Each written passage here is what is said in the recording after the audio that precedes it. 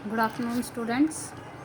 आज हम चैप्टर 5 चिट्ठियों की अनोखी दुनिया का आगे का पार्ट पढ़ रहे हैं, जिसके लेखक है श्री अरविंद कुमार सिंह। हमने कल पढ़ा था, उसके आगे देखिए। तो विश्व डाक संघ क्या है? विश्व डाक संघ जो है, इसका उद्देश्य है विश्व में डाक सेवाओं में सुधार लाना तथा उन्हें संगठित करना और साथ ही अंतर्राष्ट्रीय डाक सहयोग के विकास को प्रोत्साहित करना। ये विश्व डाक संघ का उद्देश्य है। विश्व डाक संघ का मुख्यालय जो है वो स्विट्जरलैंड के बर्न शहर में है और इस विश्व डाक संगठन के 192 देश सदस्य हैं। आपको पता है कि 9 अक्टूबर को विश्व डाक दिवस भी मनाया जाता है और भारत में यह डाक दिवस कब मनाया जाता है? 10 अक्टूबर के दिन मनाया जाता है। तो जैसा कि हमें पता है कि विश्व डाक संगठन का उद्देश्य क्या है? विश्व में यानी सारी दुनिया में डाक सेवाओं में सुधार लाना। तो विश्व डाक संगठन ने पत्र संस्कृति को विकसित करने के लिए कई प्रयास किए हैं, लेकिन क्या है वो प्रयास, वो हम अगले पैराग्राफ में जानेंगे। विश्व डाक संघ की ओर से 16 वर्ष से कम आयु वर्ग के बच्चों के लिए पत्र लेखन प्रतियोगिताएं आयोजित करने का सिलसिला 1972 से शुरू किया गया। यह सही है कि खास तौर पर बड़े शहरों और महानगरों में संचार साधनों के तेज विकास तथा अन्य कारणों से पत्रों की आवाजाही प्रभावित हुई है, पर देहाती दुनिया आज भी चिट्ठियों से ही चल रही है।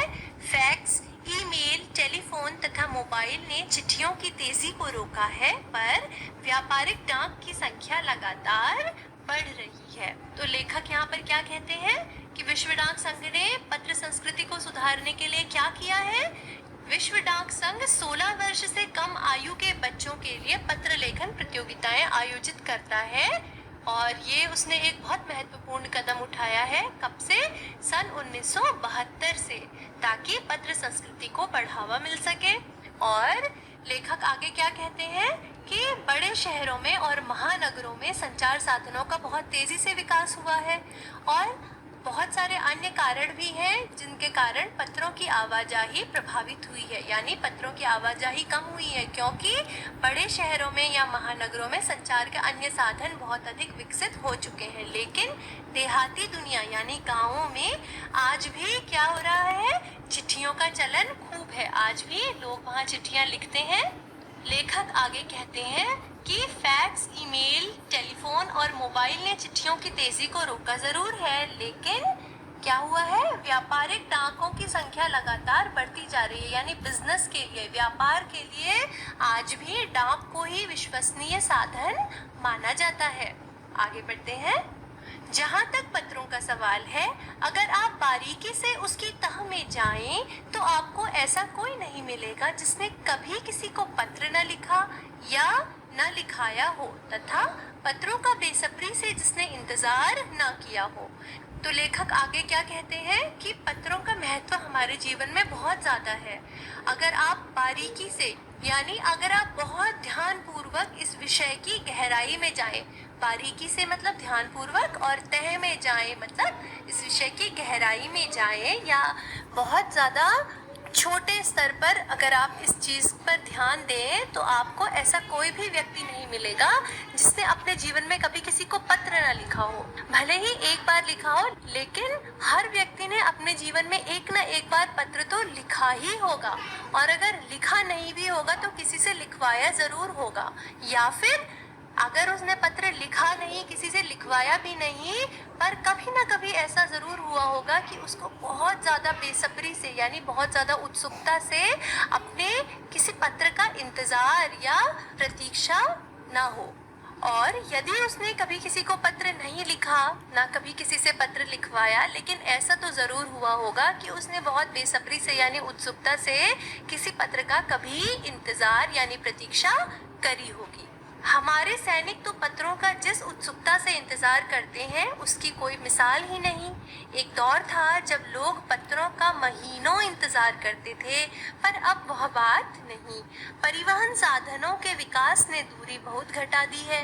पहले लोगों के लिए संचार का इकलौता साधन चिट्ठी ही था, पर आज और भी साधन विकसित हो चुके हैं।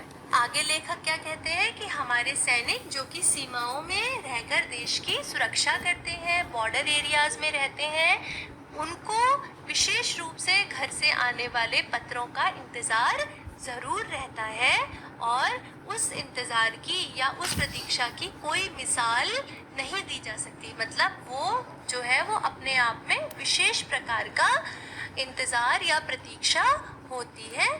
एक समय ऐसा भी था जब लोग पत्रों का महीनों तक इंतज़ार करते थे, लेकिन अब वह बात नहीं रही। क्यों नहीं रही? क्योंकि परिवहन साधनों और संचार साधनों का इतना अधिक विकास हो चुका है कि पुराने ज़माने में तो सिर्फ चिट्ठी ही एक संचार का साधन थी, लेकिन आजकल तो ऐसे साधन विकसित हो चुके हैं संचार के, जिनके द्वारा संदेश पहुंचाने में सिर्फ कुछ मिनट या कुछ सेकंड्स का ही समय हमें लगता है।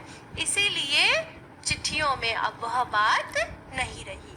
आगे, आज देश में ऐसे लोगों की कमी नहीं है जो अपने पुरखों की चिट्ठियों को सहेजकर और संजोकर विरासत के रूप में रखे हुए हों, या फिर बड़े बड़े लेखक, पत्रकारों, उद्यमी, कवि, प्रशासक, सन्यासी या किसान, इनकी पत्र रचनाएं अपने आप में अनुसंधान का विषय है। तो आगे लेखक क्या कहते हैं कि आज भी हमारे देश में ऐसे कई लोग हैं जिन्होंने अपने पूर्वजों की यानी पुरखों की चिट्ठियों को या पत्रों को बहुत ज़्यादा सहेज कर और संजो कर यानी संभाल कर एक विरासत के रूप में रखा हुआ है। विरासत यानी हेरिटेज, यानी पुरखों के द्वारा दी गई अनमोल चीज़ जिसे संभाल कर रखा जाता है, तो उस रूप में लोगों ने आज भी चिट्ठियों को संभाल कर रखा है जो कि उनके पूर्वजों ने लिखी थी, या फिर बड़े बड़े लेखकों, पत्रकारों, उद्यमियों, कवियों या प्रशासक, सन्यासी, किसान, इनके द्वारा लिखे गए जो पत्र हैं, आज लोग उन पर क्या कर रहे हैं? रिसर्च या अनुसंधान कर रहे हैं। आगे, अगर आज जैसे संचार के साधन होते तो पंडित नेहरू अपनी पुत्री इंदिरा गांधी को फोन करते, पर तब पिता के पत्र पुत्री के नाम नहीं लिखे जाते जो देश के करोड़ों लोगों को प्रेरणा देते हैं। तो लेखक क्या कहते हैं कि अगर पंडित जवाहरलाल नेहरू और इंदिरा गांधी जी के समय में भी क्या होता, फोन सेवा इतनी ही सुलभ होती जितनी कि आज है, तो नेहरू जी अपनी पुत्री से सारी बातें फोन पे ही कर लेते, या उन्हें जो भी उनसे बातें कहनी होती वो फोन पे ही कह देते। और इस कारण से जो आज हमारे पास पिता के पत्र पुत्री के नाम से एक 30 पत्रों का संकलन है जो कि नेहरू जी ने अपनी बेटी इंदिरा गांधी को लिखे थे, वो नहीं होता। और क्योंकि उस संकलन को पढ़ के लोगों को आज भी प्रेरणा मिलती है और वो नहीं मिल पाती क्योंकि वो पत्र ही नहीं लिखे गए होते। आप सबने भी पढ़ा है इसमें से एक पत्र, आपको अगर याद हो तो आपने भी अपनी कक्षा 6 की पाठ्य पुस्तक वसंत भाग 1 में संसार पुस्तक है नाम से एक पत्र पढ़ा है अपने हिंदी के पाठ्यक्रम में, जो कि जवाहरलाल नेहरू ने इंदिरा गांधी जी को लिखा था। वह पत्र भी इसी पुस्तक में से संकलित एक पत्र है। आगे बढ़ते हैं। पत्रों को तो आप सहेज कर रख लेते हैं, पर एसएमएस संदेशों को आप जल्दी ही भूल जाते हैं। कितने संदेशों को आप सहेज कर रख सकते हैं? तमाम महान हस्तियों की तो सबसे बड़ी यादगार या धरोहर उनके द्वारा लिखे गए पत्र ही है। भारत में इस श्रेणी में राष्ट्रपिता महात्मा गांधी को सबसे आगे रखा जा सकता है। दुनिया के तमाम संग्रहालय जानी मानी हस्तियों के पत्रों का अनूठा संकलन भी है। तमाम पत्र देश, काल और समाज को जानने समझने का असली पैमाना है। तो आगे लेखक क्या कहते हैं कि पत्रों को तो आप संभाल कर रख सकते हैं। किसी ने आपको अगर पत्र लिखा है तो उस पत्र को आप संभाल कर कहीं रख सकते हैं, लेकिन एसएमएस आदि जो संदेश होते हैं उनको आप बहुत जल्दी भूल जाते हैं। और हमें तो हर दिन कितने एसएमएस आते हैं, तो हम इतने एसएमएस को कहाँ याद रख पाते हैं।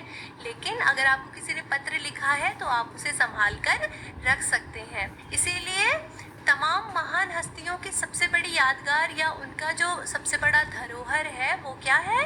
उनके द्वारा लिखे गए पत्र ही हैं, जिसमें उन्होंने अपनी भावनाओं को व्यक्त किया है। और उनके पत्रों को पढ़कर ही हम ये अंदाज लगाते हैं या हमें ये पता चलता है कि वास्तव में वो कैसे व्यक्ति थे।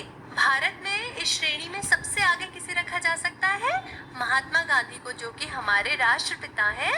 और दुनिया में जितने भी संग्रहालय यानी म्यूजियम्स हैं, जहाँ पर संग्रहालय मतलब संग्रह धन आलय, यानी जहाँ पर वस्तुओं का संग्रह, यानी जहाँ पर वस्तुओं को सहेज कर या एक जगह पर एकत्रित करके रखा जाता है, जो कि किसी विशेष हस्ती से जुड़ी हो या फिर जो अपने ज़माने की कुछ विशेष वस्तु हो, उसमें कुछ खासियत हो, उन सारी चीज़ों को संग्रह करके या जमा करके एक जगह रखा जाता है। आलय मतलब होता है घर और संग्रह मतलब होता है एकत्रित करके।